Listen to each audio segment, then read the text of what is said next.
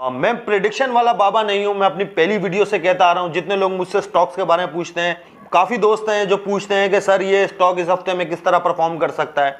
आप लोग अपनी रिसर्च के मुताबिक काम कीजिए, अपने रिसर्च के मुताबिक अपना मेहनत कीजिए, टाइम दीजिए एक चीज़ को, तो उम्मीद है कि आप लोग उसमें से पैसे कमा पाएंगे।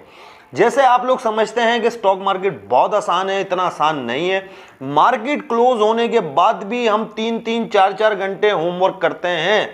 जी हाँ फ्रेंड्स, 3 घंटे 4 घंटे हम लोग होमवर्क करते हैं, फिर जाके अगले दिन हम ट्रेड करने के लिए बैठते हैं। और हफ्ते में ज़्यादा दिन हम खाली बैठते हैं, बहुत कम दिन ऐसा होता है कि हम ट्रेड करते हैं। हमें मौके का इंतज़ार होता है, हम मौका देख के कंफर्म ट्रेड करते हैं। आप लोगों से भी दरख्वास्त है कि आप लोग सीखने की कोशिश कीजिए। आप लोगों के पास तो जरिया है यूट्यूब। कोई भी चीज़ आप लोगों को सीखनी हो, यूट्यूब के ऊपर आप सर्च कीजिए, आपको मिल जाएगी।